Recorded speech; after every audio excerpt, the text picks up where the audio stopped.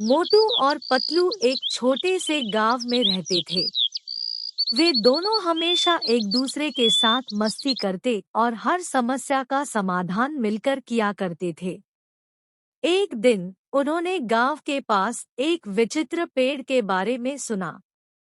यह पेड़ कहीं गहरे जंगल में था और कहा जाता था कि इस पेड़ के पास जानवरों को जादू सिखाने की क्षमता है। मोटू और पतलू ने इस जादूगर पेड़ के बारे में सुनकर उत्साहित होकर तत्परता से उसकी खोज शुरू की।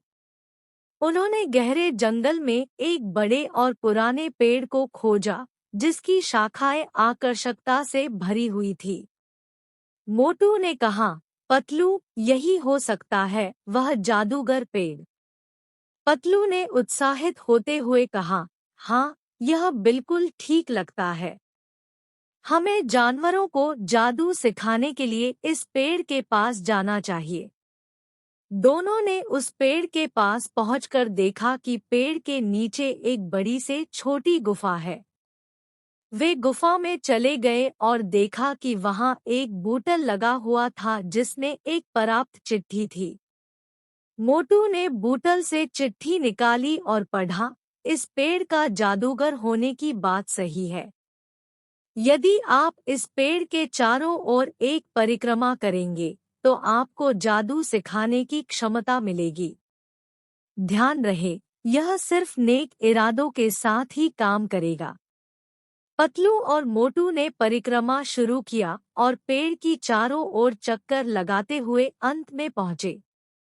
वहां पर एक उज्जवल प्रकाश उनका स्वागत करता हुआ एक वृद्ध जादूगर खड़ा था। जादूगर ने उनसे कहा, तुम दोनों में से कौन सा जादू सीखना चाहते हो? पतलू ने कहा, हम जादू सीखना चाहते हैं जो हमारे और हमारे गांव के लोगों की मदद कर सके।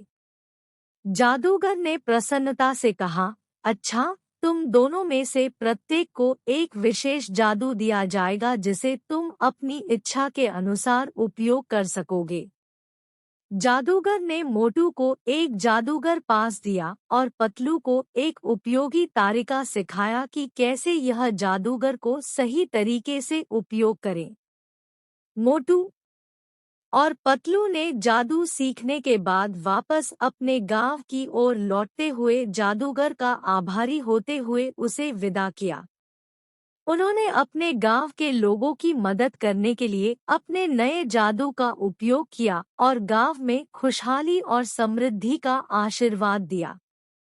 इस प्रकार मोटू और पतलू ने जादू की शक्ति का उपयोग करके अपने गांव को सुख समृद्धि की ओर ले जाने में सहायता की और सफलता प्राप्त की।